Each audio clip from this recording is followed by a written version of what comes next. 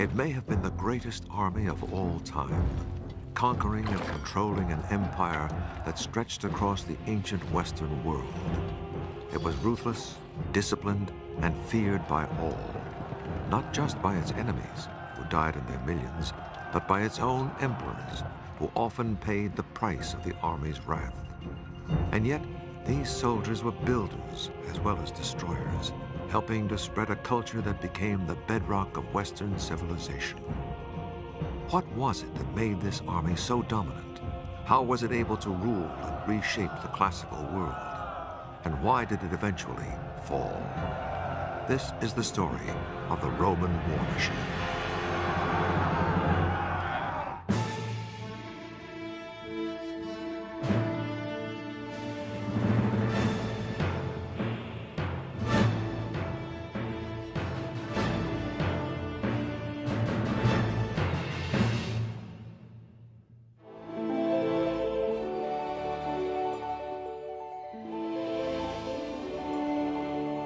The glory that was Rome was built largely upon the power of its army.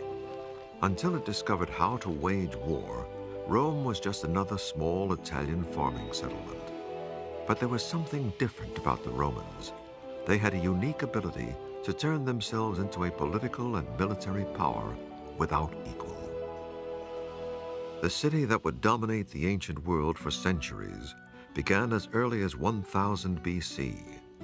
Archaeologists have found the remains of dwellings from that period on Rome's Palatine Hill, where many centuries later, the Roman emperors built their palaces. Early Rome was dominated by a neighbor, the Etruscans, from what is now Tuscany to the north. Etruscan kings took control of Rome around 600 BC and ruled it for a century before the Romans expelled them. Rome then began creating the political and military system we recognize today. Rome became a republic with a Senate and two chief executives, the consuls, who were elected for one-year terms to handle important matters, including the military. Rome had to learn how to fight because it occupied an important trading crossroads on the Tiber River, and it was always skirmishing with envious neighbors. As early as 500 BC, Rome had an army of 6,000 men called a legion, from the Latin word meaning conscription. But this was a far cry from the professional Roman army that would later dominate the world. They are citizen soldiers, they are part-time soldiers, they get recruited for the campaigning season. They leave their fields, their work, to go off and fight in the army. At the end of the campaign, they're back, bringing in the harvest, bringing in the vintage, plowing the fields. Every year, able-bodied Roman men were summoned by trumpet to report for enlistment. But not all men. Only landowners were trusted to fight for Rome because they had something to protect. Service was regarded as a duty and an honor, and a must for any Roman seeking political power. The Roman people are reluctant to vote for people who cannot show their war wounds. There are many stories of people standing for politics in the Forum, ripping their clothes to show their wounds, to demonstrate that they have fought for Rome in battle. Romans had to provide their own armor and weapons, so the wealthiest, the officers, had a helmet, armor, a spear, a sword, and a shield, while the poorest, the front ranks, had no armor and had only slings and stones for weapons. The early Roman army was modeled on the Greeks, especially the basic tactical formation. The Greek army used the so-called phalanx, a tight-knit, rolling infantry formation which came at the enemy like a forest of spears. Your whole army lined up, facing forward in lines, and then the first few ranks would hold out their spears and their shields, and the army would move forward en masse. The object was to simply push aside the enemy and in the course of it, kill as many as possible. Rome's first major victory was against its old nemesis, the Etruscans, when Rome conquered the nearby city of Veii in 396 BC. But the Romans didn't have long to celebrate. 6 years later, they met an entirely new kind of enemy, when Celtic warriors from the north swept down upon Rome. The Celts were a people linked by language, culture, and style of warfare. And Celtic tribes were spread across Europe, from Ireland to France and Switzerland. In 390 BC, a Celtic army thrashed the Roman legion and overran Rome.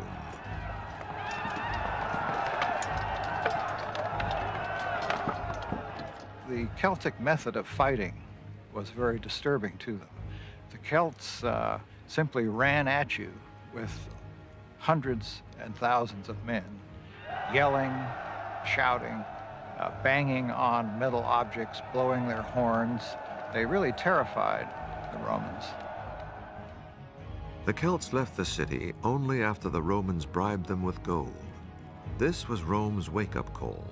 It needed to rethink its whole military strategy if it was to survive, and one way was through training.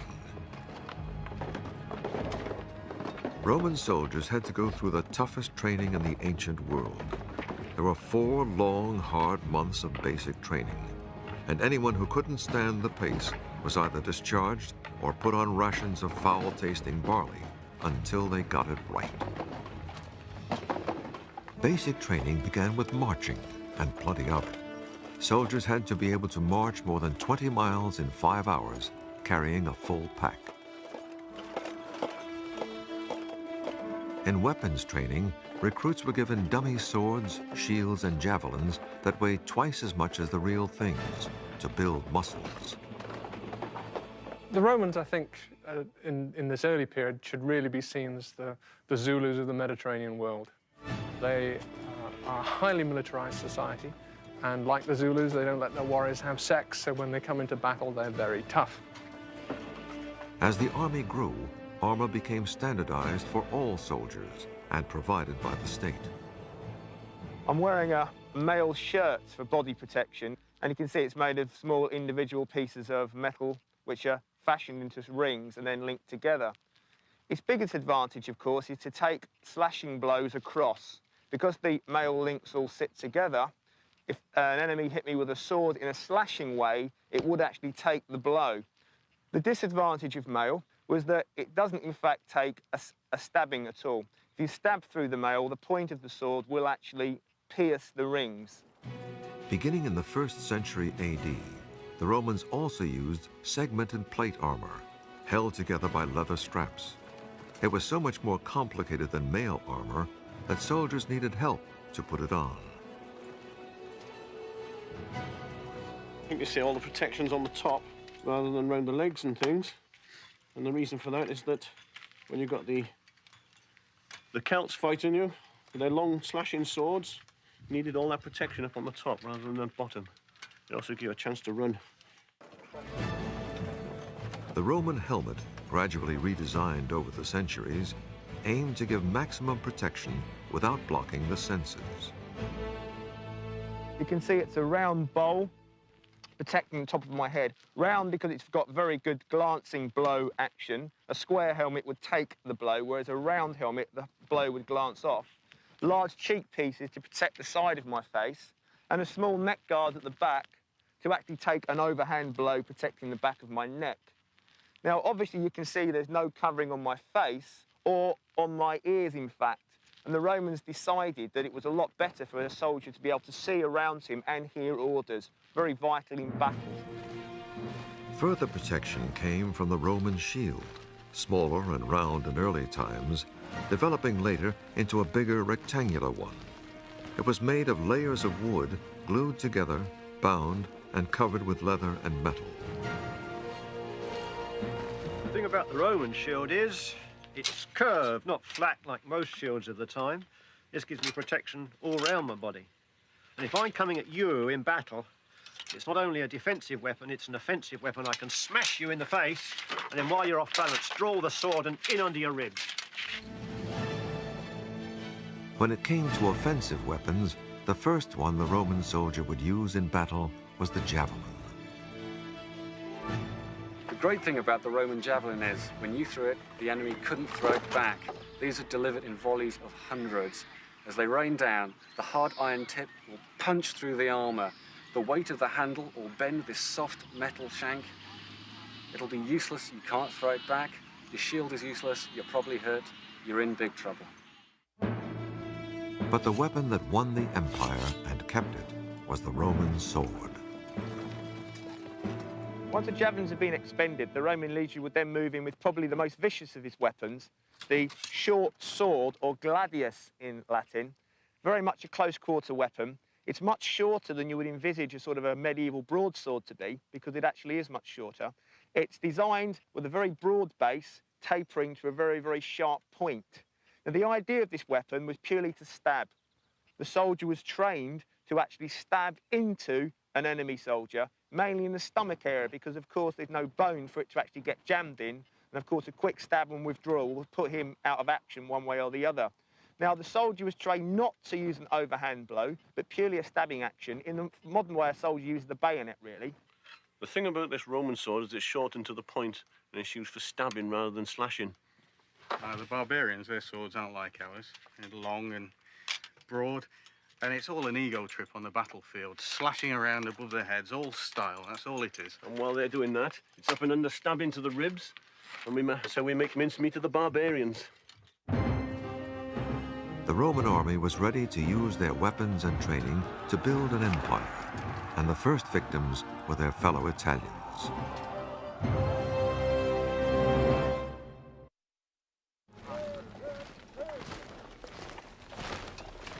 The basic unit of the Roman army was the legion, and over time it became highly structured. Eventually, the legion evolved into a unit of 4,800 soldiers. It was divided into 10 cohorts of 480 men each, which in turn contained 6 centuries. Not 100 men, as you might expect, but 80 soldiers. Each century had 10 groups of 8 men who shared a tent. The legionary commanders were usually political appointments, Roman noblemen doing service as they climbed the political ladder. Their military ability varied greatly, and so much of the real running of the army fell to the officers beneath them. The most famous of these was the centurion, in charge of a century of soldiers. As Rome's empire grew, centurions became career soldiers, working their way up through the ranks. Centurions usually had at least 15 years' experience. It was their job to train the men, discipline them, and lead them in battle. Because they'd seen so many campaigns, they understood the traditions of the army. They knew how the army could actually solve particular problems which it might encounter in future campaigns. So they were very much the living essence of the Roman legions. Well, I mean, the equipment of a Roman centurion, you can always immediately tell the centurion because his crest goes across his helmet. In this case, the crest is made of horsehair, though sometimes they were made of feathers. And if he'd been given military awards, you can see they're worn on a harness on the chest. Centurions were career officers who took the term literally. Centurions never had to retire. We find some cases of people over 80 still serving.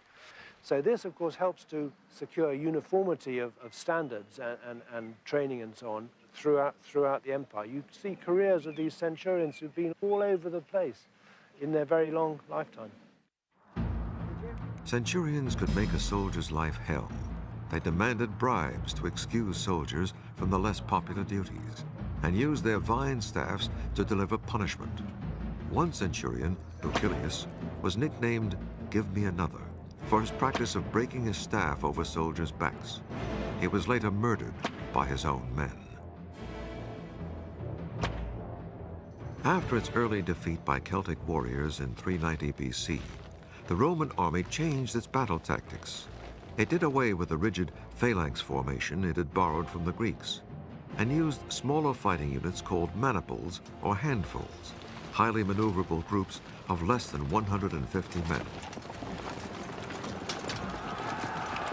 This allowed the Roman army to operate more effectively, perhaps on rather rougher ground, but also it allowed them to move groups of soldiers around to the flanks and to the rear of enemy armies.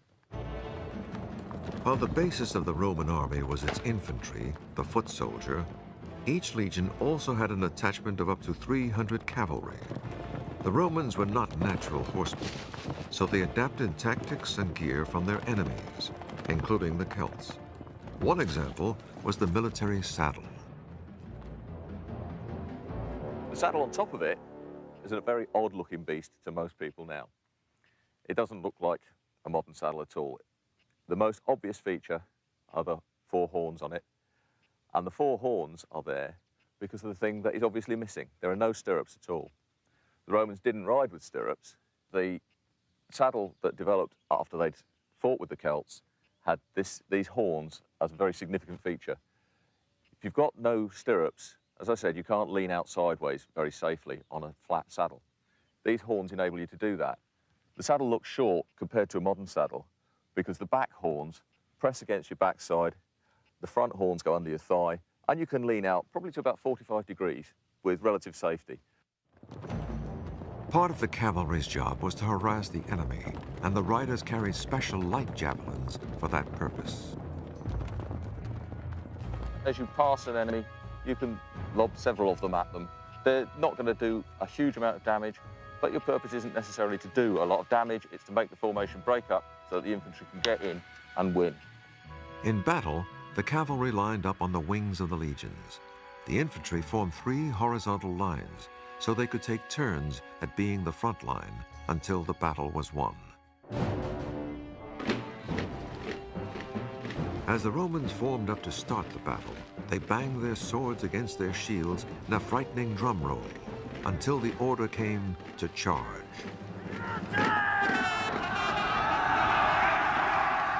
As the 2 sides closed in on each other, the Roman front lines would launch their javelins, disrupting the enemy formation. The infantry would form wedges to break up the enemy lines and allow close-in fighting. That was when the short Roman stabbing sword would come into its own. The fighting itself might be only 20 minutes or so. Sometimes it was a lot longer, but it was very difficult to fight for a great length of time with this massive weight of armour that Roman soldiers and often their enemies wore. Part of the reason for Roman success in battle was undoubtedly to do with training. Once an enemy cracked, the Romans did not surround them. Instead, they usually left an easy escape route so that the cavalry could come in and cut them down as they fled. By 270 BC, Rome controlled much of the Italian peninsula. But unlike many ancient powers, it did not simply pillage its defeated neighbors, it turned them into allies, sometimes offering them Roman citizenship. That way, as Rome expands, the people whom it conquers are integrated, form part of the Roman army, and become the troops for the next wave of conquest out. So it's a cumulative process. And that, I think, is key to the success and the growth of this empire. Rome's expansion made a clash inevitable with Carthage, another Mediterranean superpower. And when that clash came, it would produce the most horrendous war the ancient world had ever seen.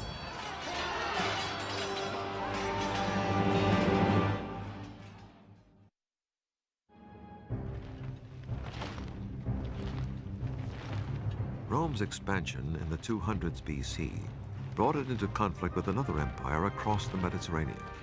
The city of Carthage, in modern-day Tunisia, commanded an empire stretching across northern Africa.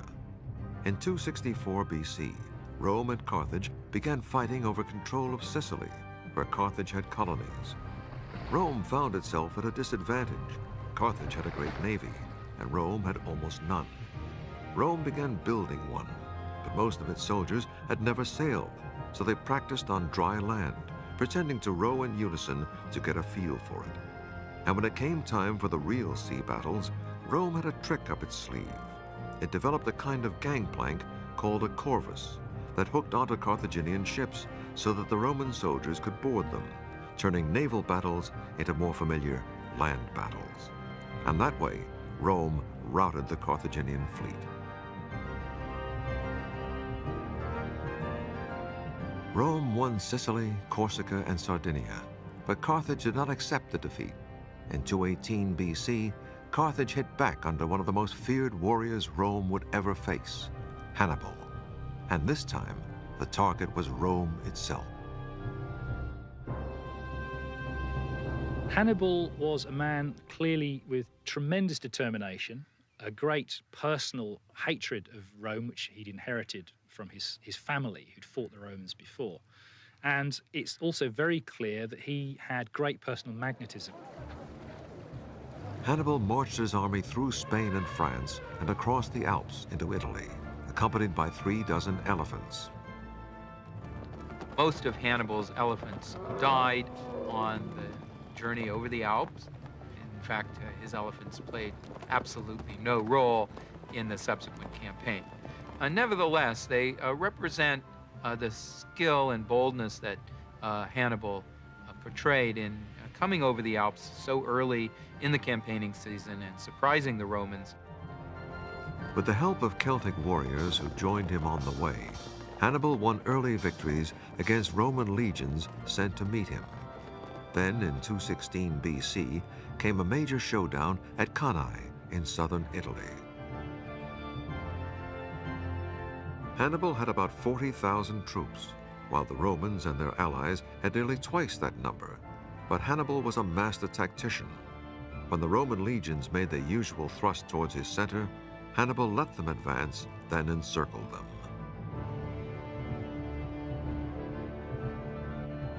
It was a disaster for the Roman army. Some 50,000 Romans and allies were killed. There was panic in Rome, with cries of "Hannibal is at the gates." But Hannibal was never able to capture Rome, because Rome's ingenious policy of creating allies paid off once again. What defeats Hannibal is the fact that the Romans have got 8, 9, 10 times as many men able to be impressed into the army as Hannibal has got. And they can lose 50,000 men in a day. And they keep on fighting because they've got the manpower. And no other state in the ancient world could ever achieve anything like that. Rome practiced total war against Hannibal. As an emergency measure, it called up every available man, even slaves, and sent legions to Carthage-held Spain to stop supplies and reinforcements from reaching Hannibal. The wars on this scale are fights for survival, literally for survival. If you lose these kind of wars in the early period, your city is destroyed, your women and children are dispersed across the Mediterranean world. That's the end of it. All societies are destroyed if battles are lost. It took 15 years of fighting before Hannibal was forced out of Italy. He returned to Carthage to defend it against a counterattack by the Romans, who finally defeated Hannibal in 202 BC. But despite the victory, Rome maintained a paranoid fear of Carthage and provoked a third war in 149 BC. It took the Roman legions 3 years to breach Carthage's huge city walls, and then the Romans slaughtered unknown thousands of Carthaginians and sold 50,000 survivors into slavery. Finally, the Romans leveled the city, plowed it into the ground, and according to legend, sowed it with salt so that nothing would ever grow there again. Any Roman army was capable of extreme brutality, particularly in the sack of a city which had resisted them, which they then managed to break into. Under those circumstances, it seems to have been normal Roman practice, almost policy, to slaughter absolutely everybody and everything, including animals. Everybody was just chopped to pieces. It was absolute carnage. After defeating Carthage, Rome also added Greece as a province after destroying the city of Corinth. Many other conquests followed, so that by 100 BC, Rome was undisputed master of the Mediterranean. The Romans justified their expansion in a way that many modern-day politicians would understand. They always convinced themselves that they fight defensive wars. No Roman war, no matter how offensive or imperialist it might look to us, to the Romans, it was always a matter of defense, always fending off an attack. So in a sense, that's how they justified a Mediterranean conquest. As rulers of a rapidly expanding empire, the legions had to get used to a lot of travel, and that meant travel on foot. When Roman soldiers marched, they carried up to 50 pounds of equipment on their backs, including weapons, armor, cooking utensils, rations, and tools for building a temporary camp. Most armies relied on natural defenses, but the Romans carried the tools to build a new camp wherever they were, a new one each day, if necessary.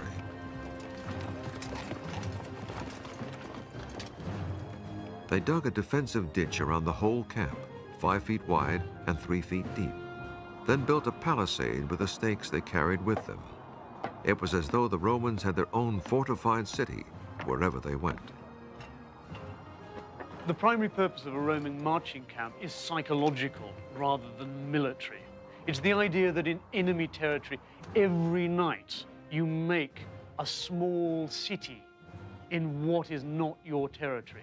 And the enemy look on, seeing their territory pockmarked by the advance of Roman armies. The camps were a classic example of the Romans' passion for order. Every camp had an identical plan. Each leather tent was put up in the same position each time, so that the soldiers knew exactly where they were. The soldiers had a great sense of security during the night. They knew exactly where their officers were, and the fact that their comrades were guarding them as well.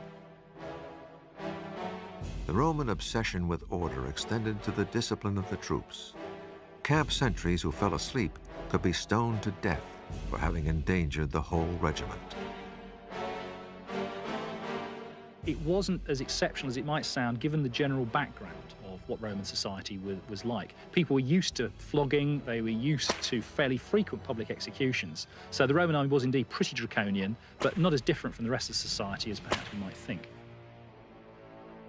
One infamous form of harsh discipline was decimation, the killing of 1 man in 10 of regiments that showed cowardice in battle. The men were selected by lot and clubbed to death by their comrades. Roman obedience was based on fear.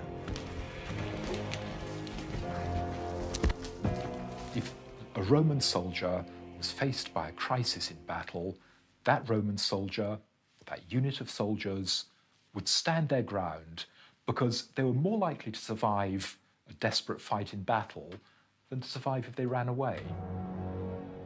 One famous case of decimation came when Roman legions suffered several defeats during a revolt led by an escaped gladiator, a warrior called Spartacus.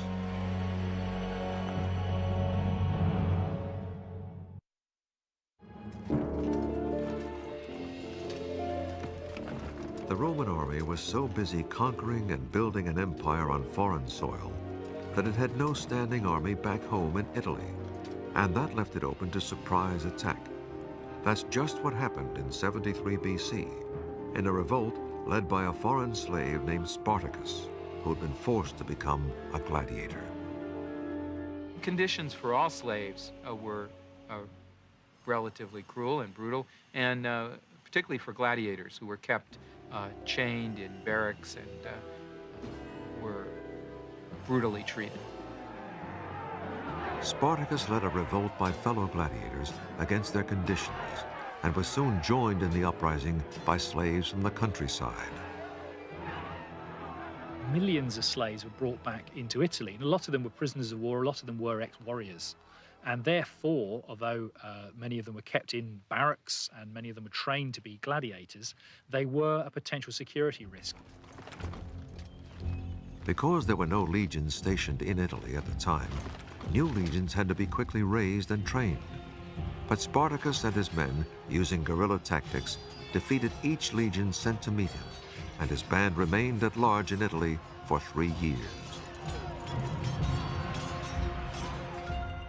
The Roman Senate finally gave the nobleman Marcus Crassus the power to quell the revolt. To show he was serious, he began by decimating 2 of the legions that had lost to Spartacus, then raised 6 new legions and met the Spartans in open warfare. Their tactics were so unconventional. They refused to give battle until the very end in a conventional way. They confounded the expectations of the generals and the armies sent against them. In a sense, their mistake and what lost them their final battle was to behave like Roman soldiers, to fight a conventional pitched battle. Had they stuck to guerrilla warfare, their revolt might have been even more effective than it was. The legions defeated the rebel army and killed Spartacus, and then Crassus lined the Appian Way outside Rome with 6,000 crucified Spartacans, a lesson to anyone who opposed Rome and her army. In the early days of the Roman army, soldiers were called away for only a few months at a time between spring and harvest. But the expanding empire meant long campaigns overseas, and for property owners, the only men eligible for the legions, military service became an ever-increasing hardship. By 100 BC, Rome had about 130,000 men in uniform. One Roman man in 8 was a soldier, and he was required to do up to 6 years of service in one stretch, and a maximum of 16 years over his lifetime.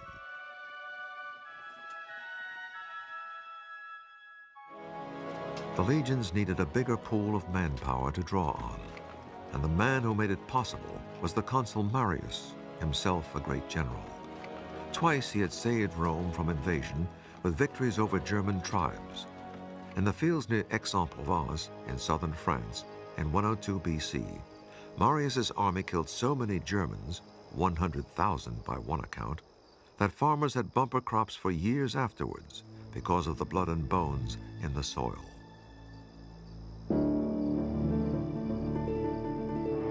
As consul, Marius decided to throw the ranks open to all Roman citizens, whether they owned land or not. This meant poor Romans could volunteer for a secure and prestigious job with good pay and travel. They could become career soldiers. The Roman army was now on its way to becoming a full-time professional force. But volunteers still had to meet strict requirements. They had to be tall, preferably literate, and have good character references. Certain professions were preferred, including blacksmiths and hunters. Those considered not suitable included weavers and tavern keepers.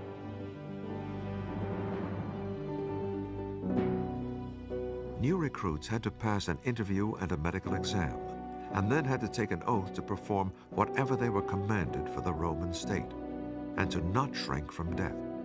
They were then given 3 gold pieces and sent to the provinces for training. But many of these new, poorer soldiers were already looking beyond 3 gold pieces. As the army kept adding new conquests, soldiers were increasingly focused on the spoils of war. The amount of booty they were able to bring back from cities like Corinth in 146 BC was so enormous that I think it did encourage massive greed and an increasing level of brutality among Roman soldiers. Increasingly, soldiers turned their loyalty from the Roman state to their own generals, who could make them rich. And the generals, being Roman aristocrats, saw their legions as tickets to wealth and power.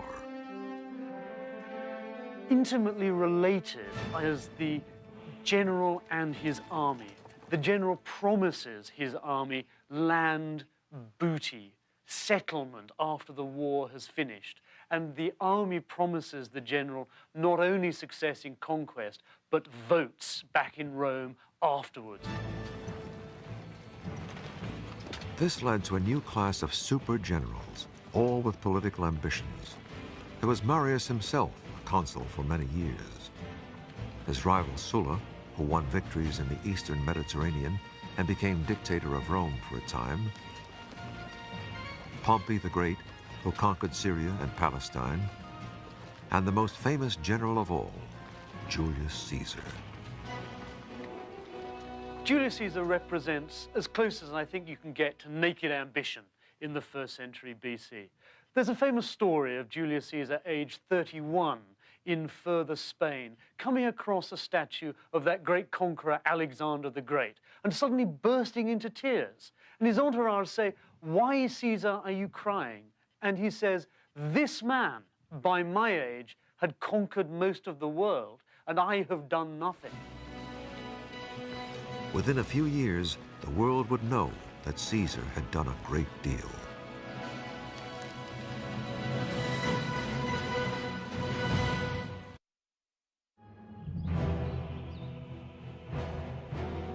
Of all Rome's great generals, none created more fame, bloodshed, loyalty, and hatred than Julius Caesar. He was a nobleman who worked his way up the political ladder and used his military command in Spain to pillage enough booty to buy votes in Rome. He was made a consul and formed a political alliance, the Triumvirate, with the rival general Pompey and Marcus Crassus, the richest man in Rome.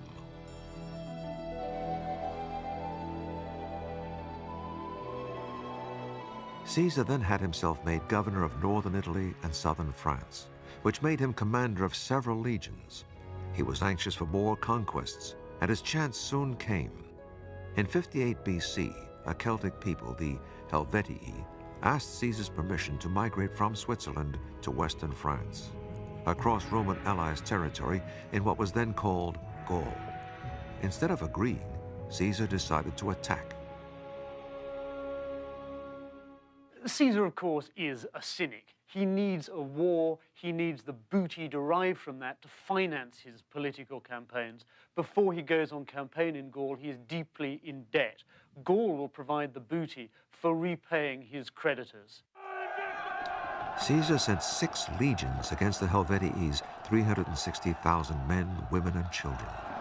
More than half the Helvetii were slaughtered, and the survivors forced to return to their homelands. It was a part of the political struggle at Rome in the late Republic. Pompey, his great rival, was Rome's best general. So Caesar, competing against Pompey, he has to be a better general. After dispatching the Helvetii, Caesar set after a German tribe that had crossed the Rhine and marched his troops 120 miles in 5 days to the Alsace region. Again, the Romans slaughtered thousands. Caesar then turned west towards Belgium and repeated the dose against the tribe there. Caesar's political foes in Rome decried his actions, but most Romans cheered him on because he was defeating Gauls, the very same Celtic people who'd sacked Rome in 390 BC. The Romans' fear of Celtic peoples, like the Gauls, was more than historical. It was also physical. Partly the sheer size of the Celts. The Italians were a fairly small people, and compared to them, the Gauls, for example, were absolutely enormous, sort of 6-footers, that the Italians weren't used to. For example, we're told that Julius Caesar was tall for a Roman. He was only 5'6". To the Romans, anyone who didn't speak Latin or Greek, such as the Celts, was looked down upon as a barbarian because the language sounded like sheep. Ba, ba. The Romans have a very particular view of themselves, and that is to see themselves as people who've developed the powers of the mind to control the body. Barbarians, on the other hand, are people who are led by physical desire, sex and drugs and rock and roll. They don't have a proper education, so they go for the nearest thrill. But the Celts that Caesar was fighting in Gaul were far from barbarians as we know the term. They lived in organized towns, like this reconstruction in France, and they were master ironworkers who probably invented the chainmail armor that the Romans adopted. And the Celts' artwork was anything but barbaric. It's still regarded as one of the great artistic traditions of Europe. As warriors, the so-called barbarians were no match for Caesar's well-trained legions. Celtic warriors did not fight as a unit. They fought for individual glory. The big men liked to show up dressed in fancy, shiny armor, stand at the front, and engage in warfare that was no doubt fairly brutal, but was fairly small scale. They couldn't plan total war in the way that the Romans could plan. They didn't have fully trained legions. They didn't have logistic backup. Also, the Celts were up against a brilliant commander in Julius Caesar. He was ambitious, hungry for victories, and used daring and original tactics. He was noted for the speed and surprise of his movements, and he really brought those techniques to perfection in using his legions. On the other hand, he was a little reckless. Part of his daring, and he often got himself into terrible scrapes, but he was so quick and so perceptive of the enemy's intentions that he was always able to get himself out. From the word go, he was prepared to adapt. I mean, coming up against the Germans for the first time in his first campaign, enormous numbers of cavalry, he had virtually none. No problem, he simply gets in horses and tells one legion, right, boys, you're all going to be cavalry. Suddenly has 5,000 cavalry. Caesar knew he asked a lot of his soldiers, and so he went out of his way to cultivate an intense loyalty from them. He didn't ask them to do anything that he didn't do, and he often dismissed his bodyguard and had his horse led away and actually stood in the ranks with the troops. And his troops were very loyal to him. Not surprisingly, these loyal soldiers were also becoming wealthy soldiers through booty and slaves. The spoils of war were often won through great brutality. Caesar himself boasted that his campaigns in Gaul left 1 million dead and 1 million enslaved.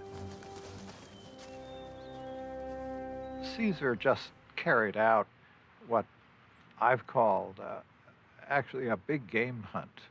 He took his legions back and forth across Gaul, slaughtering troops, pillaging towns, killing women, children. The Romans were terribly cruel on the Celts.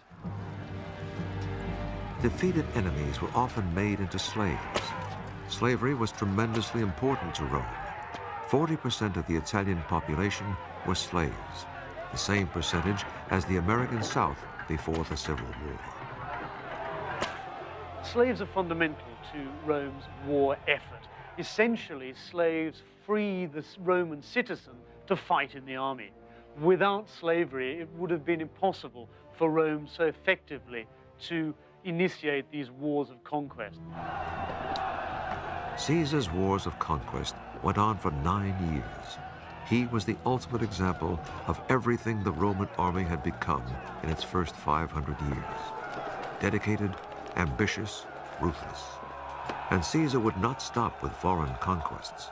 With his army behind him, he would conquer his enemies in Rome and take the title of dictator for life.